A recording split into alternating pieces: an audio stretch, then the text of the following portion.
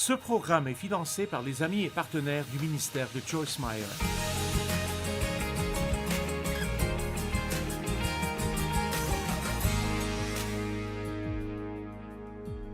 Je veux que nous regardions 2 Pierre, chapitre 1,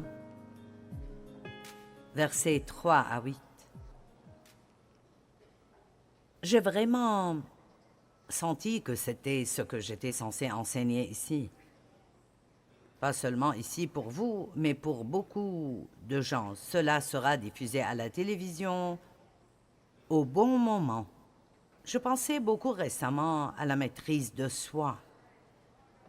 Et je peux vous dire que chaque jour de notre vie, nous devons dire non à quelque chose que nous aimerions faire.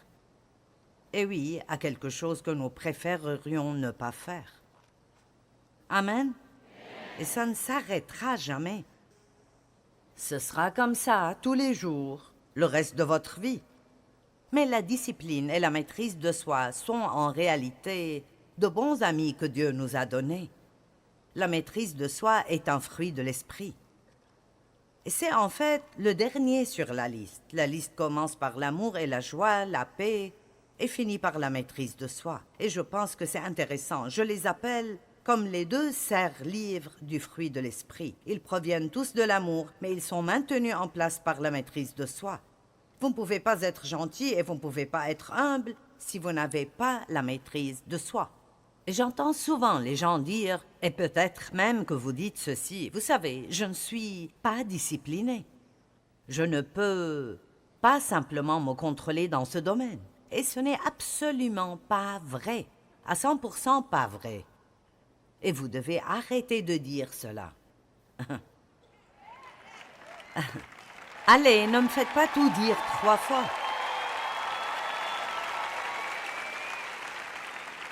Vous dites, eh bien, mais je ne peux pas. Eh bien, commencez par confesser ce que Dieu dit que vous avez. Et cela aide à renouveler votre esprit et bientôt vous commencerez à croire que vous avez ce qu'il dit que vous avez. Et alors le diable devrait s'écarter de votre chemin car vous commencerez alors à donner du fruit. Amen. Donc, vous devez dire, je suis discipliné et j'ai la maîtrise de soi et je fais ce que Dieu me dit de faire. Et s'il me dit de ne pas faire quelque chose, je ne le fais pas. Amen. Maintenant, être chrétien n'est pas pour les faibles, les lâches, les fainéants et les insensés. Nous obtenons toutes choses de Dieu. Disons que nous avons un bagage initial quand nous sommes nés de nouveau. Dieu est saint et il ne peut être nulle part qui n'est pas saint. Sa grâce fait une œuvre merveilleuse dans notre esprit pour qu'il puisse venir y vivre. Il nous purifie, il nous pardonne. Il vient habiter en nous, il nous donne sa nature, il fait de nous une nouvelle créature. Le fruit du Saint-Esprit est en nous. Mais tout vient comme une graine. J'aime ce que dit la Bible. Dans 1 Jean 3, il dit que celui qui demeure en Christ ne peut plus continuellement vivre dans le péché à dessein. Et non pas qu'il ne fait jamais rien de mal, mais il dit qu'il ne peut pas continuer délibérément à pécher parce que le Christ vit en lui. En fait, la Bible amplifiée dit « La semence divine de Dieu est en lui ». Et j'aime cela. Christ s'appelle la semence, S majuscule. Et il est en nous. Il est en nous comme une semence. Et nous savons tous que les semences doivent être arrosées et que vous devez les tenir à l'écart des mauvaises herbes et qu'elles doivent avoir le soleil. Eh bien, la parole est décrite comme l'eau de la parole. Et donc, plus nous étudions la parole, plus nous y croyons, plus ces graines, cette semence poussent et deviennent des choses que les gens peuvent voir. En fait, lorsque Dieu a commencé à travailler en moi, J'avais l'amour à l'intérieur d'après la Bible, mais je ne pouvais le trouver nulle part.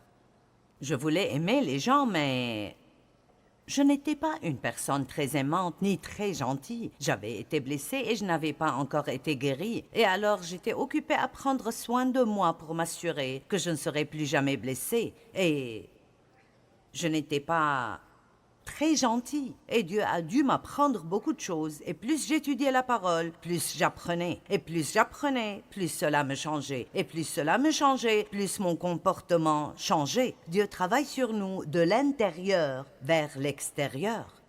Il plante en nous tout ce dont nous avons besoin pour vivre une belle vie. Mais maintenant, regardez ces Écritures. 2 Pierre, chapitre 1. En commençant au verset 3. Comme sa divine puissance nous a donné toutes choses, dites toutes choses, qui contribuent à la vie et à la piété, au moyen de la connaissance de celui qui nous a appelés par sa propre gloire et par sa vertu. Eh bien, je pourrais prêcher sur cette phrase toute la nuit. Nous sommes appelés à être des personnes excellentes, avec un comportement excellent, qui traitent les gens de manière excellente et mènent une vie excellente. Pas bâclée, pas paresseuse, pas indisciplinée, mais excellente. Et il dit qu'ils sont appelés à la gloire. Vous savez, nous ne savons pas ce que le mot gloire signifie. Le mot gloire signifie la manifestation de toutes les excellences de notre Dieu.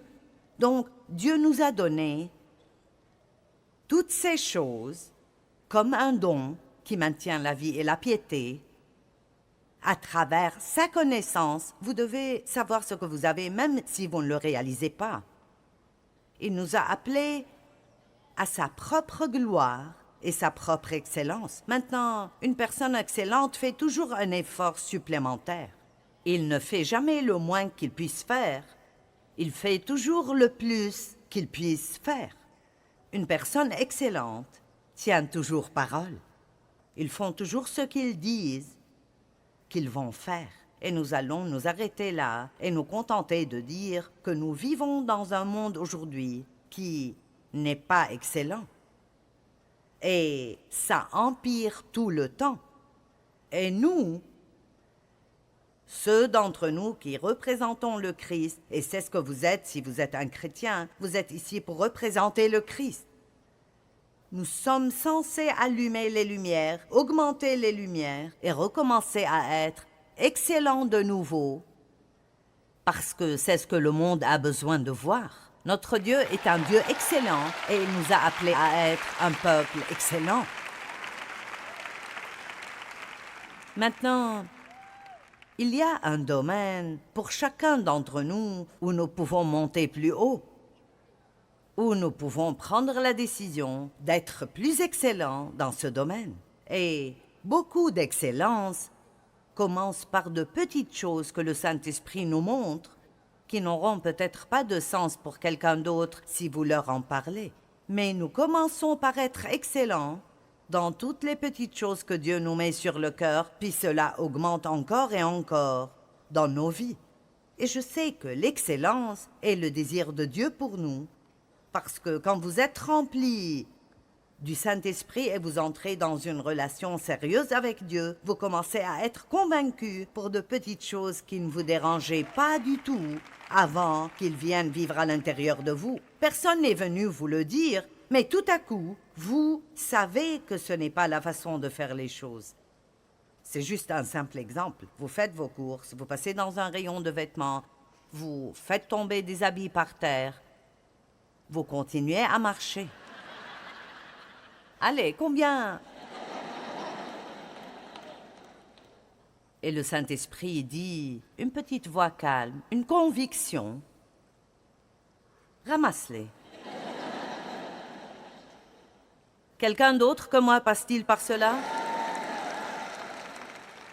Parfois, il me fait même ramasser toutes les autres choses que les gens font tomber par terre. Maintenant, c'est là que ça commence à devenir vraiment aggravant. Je lui ai dit une fois, « Pourquoi devrais-je nettoyer leurs dégâts? » Il a dit, « Voudrais-tu que quelqu'un nettoie tes dégâts un jour? » Maintenant, écoutez-moi bien. Très souvent, lorsque Dieu nous invite, nous allons beaucoup utiliser le mot « invite », parce que c'est ainsi que le Saint-Esprit agit. Il nous invite. Il ne crie pas, il ne nous oblige pas, il ne nous menace pas. Il nous invite. Il y a juste un petit... C'est une meilleure façon de faire ça. Chaque fois que nous faisons cela, nous ouvrons la porte à une bénédiction que Dieu veut nous donner au temps convenable. Chaque fois que nous ne le faisons pas, nous manquons quelque chose que Dieu veut faire pour nous. Et nous ne saurons même jamais ce que c'était jusqu'à arriver au paradis. Maintenant, certains d'entre vous peuvent penser « Oh, ce genre de choses ne fait aucune différence. » Mais je peux vous dire que la parole de Dieu est beaucoup plus pratique et bonne pour notre vie quotidienne que ce que nous pensons. N'essayez pas de prendre la Bible pour en faire quelque chose de doctrinal, profond, qui flotte quelque part ici, ou quand vous partez, vous ne savez même pas ce que les gens ont dit. Mon Dieu, c'était profond. Qu'est-ce que tu entends par profond? Eh bien, je n'ai rien compris, alors ça devait être vraiment profond. Eh bien, je vais vous dire une chose dont vous vous souviendrez. Lorsque vous faites tomber quelque chose d'un rayon dans un magasin,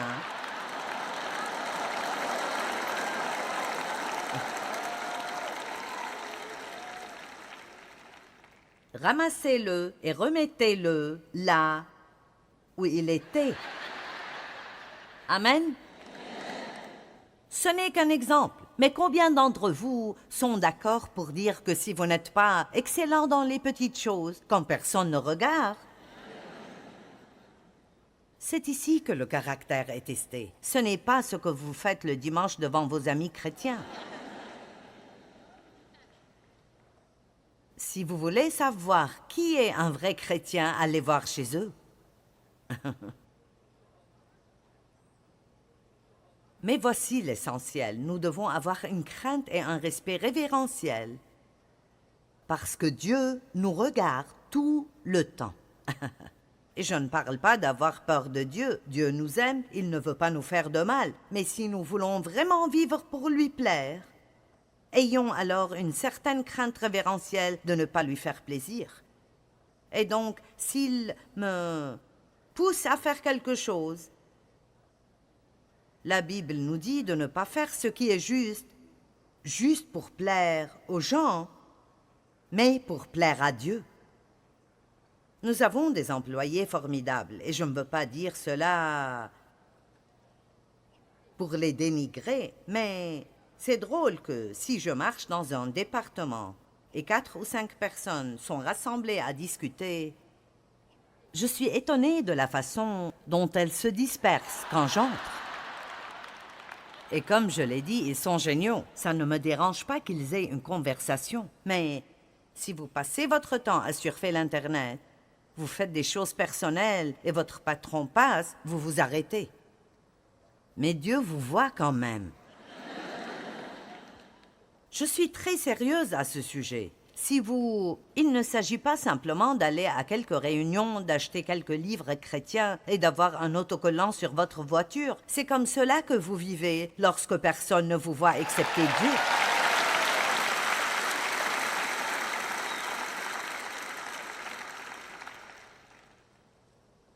Alors allons-y.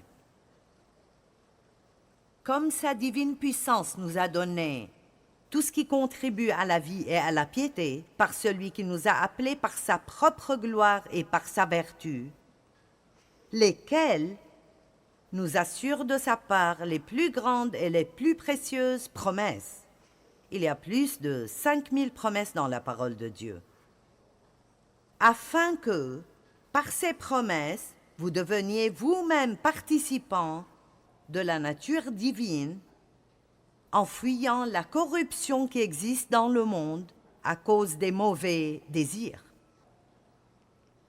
C'est pourquoi, à cause de tout ce que Dieu a fait pour nous et en gratitude pour ce qu'il a fait pour nous, faites tout quoi? Quoi? Les efforts? Qui voudrait faire un effort? Je veux dire, j'ai prié et j'ai demandé à Dieu de faire cela pour moi.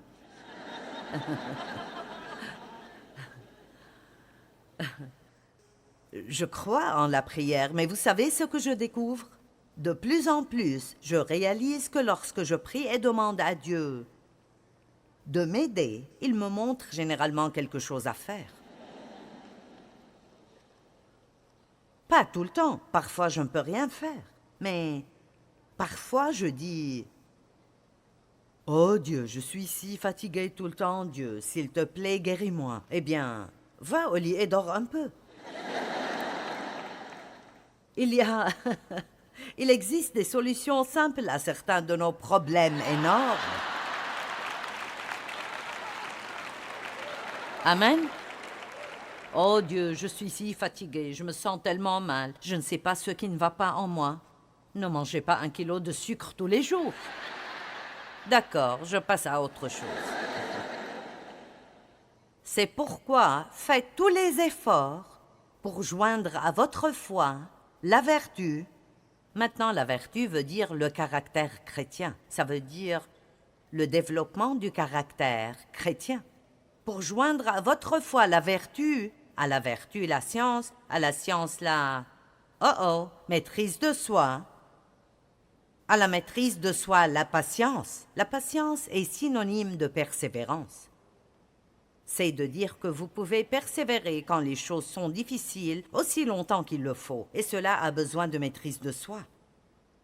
Quiconque vit d'après ce qu'il ressent quand les choses deviennent difficiles, il laissera tomber. À la maîtrise de soi la patience, à la patience la piété, à la piété l'amour fraternel, à l'amour fraternel la charité. Vous voyez, le but de Dieu pour nous est de marcher dans l'amour. C'est là le but de la parole de Dieu, c'est que nous apprenions à aimer comme Dieu aime, à aimer inconditionnellement. Et l'amour est un effort, il vous coûtera toujours quelque chose. C'est facile d'aimer des personnes faciles à aimer.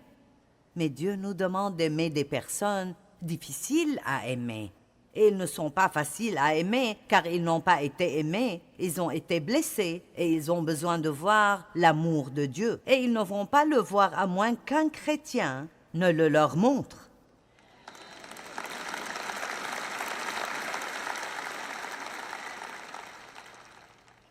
Aucun chrétien ne devrait s'ennuyer parce que vous êtes tous appelés au ministère, peut-être pas derrière une chaire prêchant dans une réunion, mais réellement le monde est votre chair.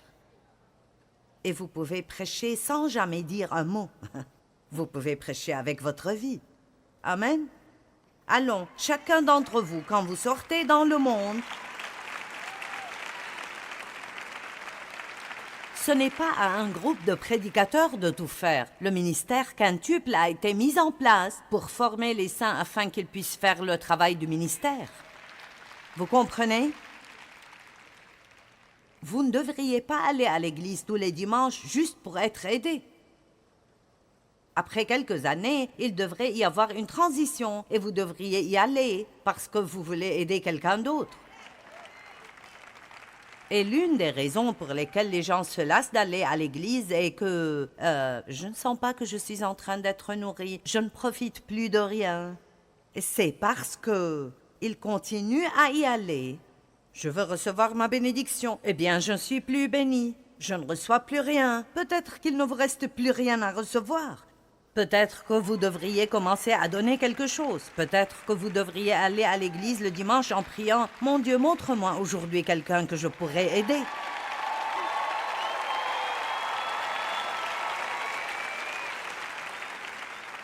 Ne restez pas assis avec tous vos amis. Trouvez quelqu'un qui a l'air solitaire, qui ne connaît personne, et asseyez-vous à côté de lui.